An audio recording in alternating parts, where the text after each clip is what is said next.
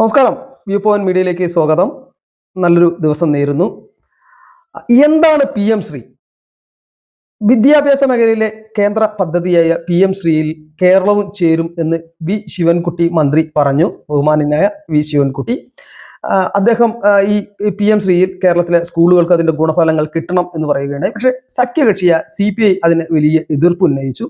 എന്താണ് PM ശ്രീ എന്നാണ് ഇന്ന് നമ്മൾ പരിശോധിക്കുന്നത്. നോക്കൂ, 2022 ദേശീയ അധ്യാപക ദിനത്തിൽ പ്രധാനമന്ത്രി നരേന്ദ്രമോദി പ്രഖ്യാപിച്ച പദ്ധതിയാണ് PM ശ്രീ. 14,500 സ്കൂളുകൾ ഇതിന്റെ ഗുണഫലം കിട്ടും എന്നാണ് പറയുന്നത്.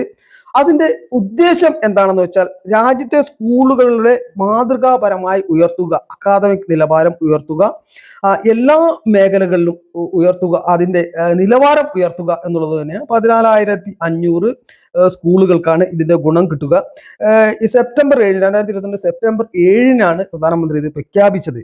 അതായത് 5 വർഷത്തേക്ക് ഇതിൽ സൈൻ ചെയ്യുന്ന സംസ്ഥാനങ്ങൾക്ക് 5 വർഷത്തേക്ക് 27,360 കോടി രൂപ സ്കൂളുകൾക്ക് വേണ്ടി ചെലവഴിക്കും. ഇതിൽ 60% കേന്ദ്ര സർക്കാരാണ് PM ശ്രീ പദ്ധതിയിൽ ചിലവഴിക്കുക.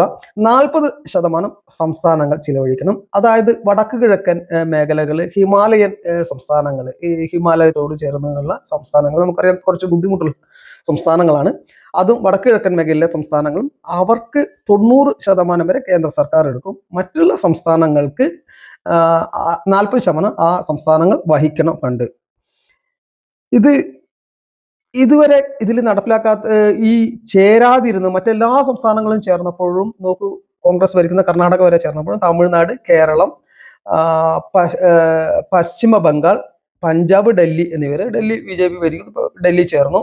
ഇനി പശ്ചിമ ബംഗാളും പഞ്ചാബും തമിഴ്നാട് ചേരാൻ അനുകൂലമായിട്ടുള്ള നിലപാടെടുത്തിരിക്കുന്നു. കേരളം ഇപ്പൊ ചേരാൻ നിലപാടെടുത്തിരിക്കുന്നു.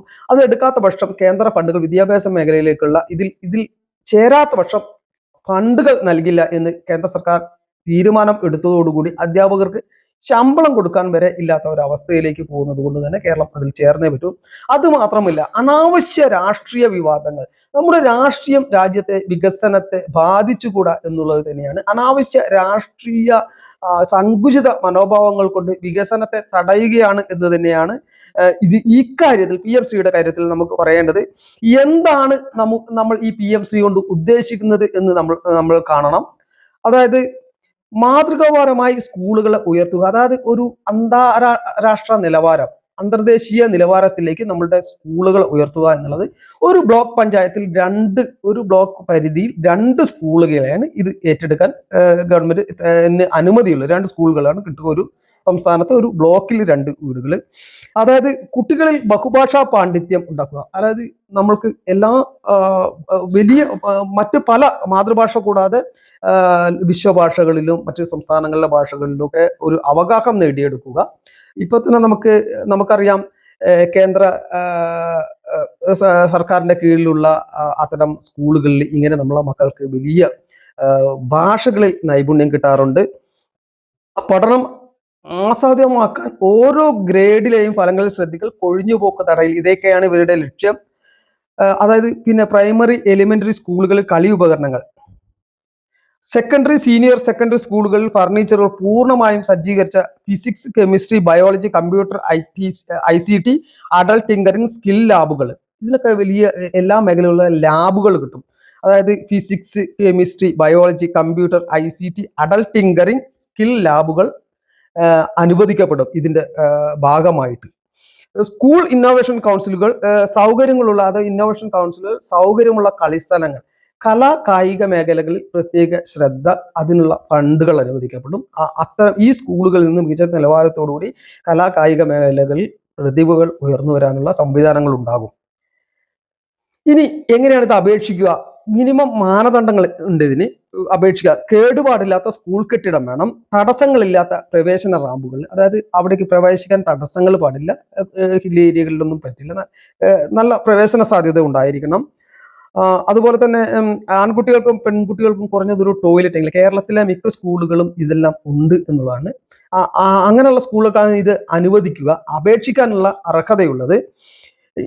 അതായത് അടിസ്ഥാന സൗകര്യ വികസനം, അധ്യാപക കരുത്ത, അതായത് അധ്യാപകർ ഉള്ള അതായത് ഇൻഫ്രാസ്ട്രക്ചർ, ടീച്ചിങ് സ്റ്റാഫ്, പഠന ഫലങ്ങൾ എന്നിവ ഉൾപ്പെടുന്ന ഒരു മാനദണ്ഡങ്ങൾ ഇതൊക്കെയാണ്. അടിസ്ഥാന സൗകര്യങ്ങളെ കുറിച്ചുള്ള ഒരു മാനദണ്ഡമുണ്ട്, ടീച്ചിങ് സ്റ്റാഫുകൾ, ഇങ്ങനെയൊക്കെയുള്ള ഒരു മാനദണ്ഡം അടിസ്ഥാനപ്പെടുത്തിയുള്ള സ്കൂളുകൾക്ക് മാത്രമേ ഇതിലേക്ക് അപേക്ഷിക്കാൻ കഴിയുള്ളൂ. ഞാൻ മുൻപ് പറഞ്ഞ പോലെ കേരളത്തിലെ ഒരുവിധ സ്കൂളുകൾക്ക്, സർക്കാർ സ്കൂളുകൾക്ക് പോലും ഇതിന് അപേക്ഷിക്കാൻ സാധിക്കും. നോക്കൂ, നഗരപ്രദേശങ്ങളിലെ സ്കൂളുകൾ കുറഞ്ഞത് 70% സ്കോറും ഗ്രാമപ്രദേശങ്ങളിലേത് 60% സ്കോറും ഇതിന് നേടിയിരിക്കണം. ഇതിന് അപേക്ഷിച്ച് ഇത് കിട്ടണമെങ്കിൽ, ഈ PM ശ്രീ പദ്ധതിയിൽ അംഗമാകണമെങ്കിൽ, ഉൾപ്പെടണമെങ്കിൽ സംസ്ഥാനങ്ങളാണ് ശുപാർശ ചെയ്യുന്ന സ്കൂളുകളുടെ ലിസ്റ്റ് മന്ത്രാലയത്തിന് അയക്കേണ്ടത്. ഈ സംസ്ഥാനങ്ങൾ നോക്കൂ, സംസ്ഥാനങ്ങൾ ഒരു ബ്ലോക്ക് പഞ്ചായത്തിൽ 2 വീതം സ്കൂളുകളെ ശുപാർശ ചെയ്ത് സംസ്ഥാന സർക്കാരിന് അയക്കാം. ആ അയക്കുമ്പോൾ അതിനെ പരിശോധിക്കുന്നത് സ്കൂൾ വിദ്യാഭ്യാസ സാക്ഷരതാ സെക്രട്ടറിയുടെ നേതൃത്വത്തിലുള്ള വിദഗ്ധ സമിതിയാണ്. അന്തിമ പട്ടിക പരിശോധിച്ചുകൊണ്ട് ഇതിന് അനുമതി കൊടുക്കുന്നത്. ഇനി ഇത് കേന്ദ്രീയ വിദ്യാലയ സംഘടന, നവോദയ വിദ്യാലയ സമിതി, വിദ്യാഭ്യാസ മന്ത്രാലയവുമായി ധാരണാപത്രം ഒപ്പിടണം. അതായത് കേന്ദ്രത്തിന്റെ വിദ്യാലയ സംഘടന, നവോദയ വിദ്യാലയ സമിതി, വിദ്യാഭ്യാസ മന്ത്രാലയം എന്നിവയുമായിട്ട് ധാരണാപത്രം ഈ സ്കൂളുകൾ ഒപ്പിടേണ്ടതുണ്ട്. സംസ്ഥാനങ്ങൾ ഒപ്പിടേണ്ടതുണ്ട്. സ്കൂളിന്റെ പേര് പിന്നെ PM ശ്രീ എന്നായിരിക്കും. ഇതിപ്പോ ഞാൻ പഠിച്ച school GVHS Vellarmala, PM Shri GVHS Vellarmala എന്നുള്ളതായിരിക്കും അതിന്റെ പേര്. അങ്ങനെ കൊടുക്കേണ്ടതുണ്ട്. അതായത് ഇത് നടപ്പിലാക്കി, ഈ പദ്ധതി ഒരു സ്കൂളിൽ നടപ്പിലാക്കി കഴിഞ്ഞാൽ 2 വർഷത്തിനുള്ള ഒരു കൊഴിഞ്ഞുപോക്കും ഈ സ്കൂളിൽ ഉണ്ടാകാൻ പാടില്ല എന്ന് ഉറപ്പുവരുത്തേണ്ടതുണ്ട്. അതുപോലെ ഇതിന്റെ അധ്യാപക വിദ്യാർത്ഥി അനുപാതം ഇത്ര ആയിരിക്കണം, അതായത് മാനദണ്ഡം അനുസരിച്ച് തന്നെ ആയിരിക്കണം. അതായത് കൃത്യമായിട്ടുള്ള നിലവാരം പാലിക്കാൻ ഈ സ്കൂളുകൾക്ക് ബാധ്യതയുണ്ട് എന്നുള്ളത് തന്നെയാണ്. ഇതിന്റെ വിമർശനങ്ങളായിട്ട് വരുന്നത് കേവലം രാഷ്ട്രീയം മാത്രമാണ്, അത് വികസനാധിഷ്ഠിതമല്ല. വിമർശനങ്ങൾ വരുന്നത് കേന്ദ്ര സർക്കാരിന് ഇതുമായി ബന്ധപ്പെട്ട് സംസ്ഥാനങ്ങളുടെ വിദ്യാഭ്യാസ നയങ്ങളിൽ കൈകടത്താൻ ഇടവരും, ഇല്ലെങ്കിൽ അവകാശമുണ്ടാകും, അതിനുള്ള പാലമൊരുക്കലാണ് എന്നുള്ളതൊക്കെയാണ്. എന്തായാലും ഇന്ത്യ എന്നത് ഒരു ഫെഡറൽ സംവിധാനത്തിലൂടെ ഭരണം ആണെങ്കിലും ഈ രാജ്യത്തിന്റെ ഭാഗങ്ങളാണ്, അതായത് യൂണിയൻ ടെറിട്ടറികളും, അതായത് കേന്ദ്ര ഭരണ പ്രദേശങ്ങളും സംസ്ഥാനങ്ങളുമെല്ലാം. ആ സംസ്ഥാനങ്ങളുടെ കാര്യങ്ങളും അത്യന്തികമായി തീരുമാനിക്കാനുള്ള അവകാശമുള്ളത് കേന്ദ്രത്തിന് തന്നെയാണ്. രാജ്യത്തിന്റെ ഭാഗമാണ് സംസ്ഥാനങ്ങൾ. ഭരണപരമായുള്ള സൗകര്യത്തിന് വേണ്ടിയാണ് ഇത്തരം ഫെഡറൽ സംവിധാനത്തിലുള്ള ഭരണത്തിന് നമ്മൾ ഈ ഭരണഘടനാപരമായിട്ടുള്ള ഒരു അവകാശം നൽകിയിരിക്കുന്നത്. അതുകൊണ്ട് ഈ സംസ്ഥാനത്ത് കേന്ദ്രത്തിന്റെ നയം നടപ്പിലാക്കാൻ പറ്റില്ല എന്ന് ആർക്കും പറയാൻ കഴിയും. നടപ്പിലാക്കിയേ പറ്റൂ. നടപ്പിലാക്കേണ്ടതാണ്, രാജ്യത്തിന്റെ നയമാണ് നടപ്പിലാക്കേണ്ടത്. ഈ വിദ്യാഭ്യാസം PM ശ്രീ എന്നുള്ളത് കേവലം അന്ധമായിട്ടുള്ള രാഷ്ട്രീയം കൊണ്ട് മാത്രമാണ് എതിർക്കപ്പെടുന്നത്. രാജ്യത്തിന്റെ വികസനമല്ല, തങ്ങളുടെ രാഷ്ട്രീയ പാർട്ടിക്ക് ദോഷം പറ്റുമോ എന്നുള്ള കാര്യം മാത്രമാണ്. നമുക്കറിയാം, ഒരു കാലഘട്ടത്തിൽ ബെഞ്ചില്ല, ഡെസ്കില്ല, അധ്യാപകരില്ല എന്നൊക്കെ പറഞ്ഞുകൊണ്ട് സർക്കാർ സ്കൂളുകളിൽ നിരന്തരം വിദ്യാർത്ഥികൾക്ക് സമരം ചെയ്യേണ്ടിയിരുന്നു. അതിന് അറുതി വന്നത് സർവശിക്ഷ അഭിയാൻ എന്ന പേരിൽ അന്നത്തെ പ്രധാനമന്ത്രിയായിട്ടുള്ള ശ്രീമാൻ അടൽ ബിഹാരി വാജ്പേയി മനോഹരമായ ഒരു പദ്ധതി കൊണ്ടുവന്നു. സർക്കാർ വിദ്യാലയങ്ങളെ ഉയർത്തിക്കൊണ്ടുവരാൻ വേണ്ടിയിട്ട്. നോക്കൂ, ഇന്ന് പല മാനേജ്മെന്റ് സ്കൂളുകളെക്കാളും സർക്കാർ സ്കൂളുകൾ വളരെ നിലവാരം കാത്തു സൂക്ഷിക്കുന്നു. സർവശിക്ഷ അഭിയാൻ നമ്മുടെ വിദ്യാലയങ്ങളെ എപ്രകാരമാണ് മാറ്റിയെടുത്തത് എന്ന് കൃത്യമായിട്ട് നമുക്കറിയാം.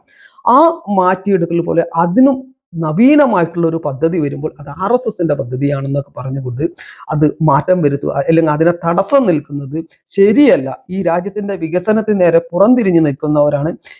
ഇത്തരം നിലപാടുകളിൽ നിന്ന് ഇതിനെ എതിർക്കുന്നവർ മാറണം, അല്ലെങ്കിൽ കാലത്തിന്റെ കുപ്പത്തൊട്ടിയിലായിരിക്കും നിങ്ങൾക്ക് സ്ഥാനം എന്ന് മാത്രമാണ് പറയാനുള്ളത്. ഇത്തരം രാജ്യം മുന്നോട്ട് പോകേണ്ടതുണ്ട്. അതിന് ഒരു തടസ്സമായി നിൽക്കാതിരിക്കുക. മാറ്റുമിൻ ചട്ടങ്ങളെ സ്വയം, അല്ലെങ്കിൽ മാറ്റുമതികളെ നമ്മളെത്താൻ എന്നാണ്. അതായത് ഈ ചട്ടങ്ങൾ, ഇന്ന് കേരളത്തിലെ ചട്ടങ്ങൾ എന്ന് പറഞ്ഞാൽ അനാവശ്യമായ രാഷ്ട്രീയ അന്ധത മൂലം ഇത്തരം വികസന കാര്യങ്ങൾക്ക് എതിരി നിൽക്കുക എന്നതാണ്. അത്തരം കാര്യങ്ങൾ മാറിയേ പറ്റൂ, മാറേണ്ടതുണ്ട്. കേരളം മാറണം, പല കാര്യങ്ങളിലും കേരളം മാറണം. ഈ ഇന്ത്യക്ക് തന്നെ, ലോകത്തിന് തന്നെ മാതൃകയാകുന്ന പല കാര്യങ്ങളും കേരളത്തിനുണ്ടെങ്കിലും കേരളം ഇന്ന് രാഷ്ട്രീയ അന്ധതയുടെ പേരിൽ ഏവരാലും പരിഹസിക്കപ്പെടുന്ന ഒരു നിലയിലാണ്. അത് മാറിയേ പറ്റൂ. ഈ രാജ്യത്തിന്റെ, ലോകത്തിന്റെ മുന്നേറ്റങ്ങൾക്കൊപ്പം നമുക്ക് മുന്നോട്ട് പോയേ പറ്റൂ. ഈ വീഡിയോ ഇഷ്ടപ്പെട്ടവർ ലൈക്ക് ചെയ്യുക.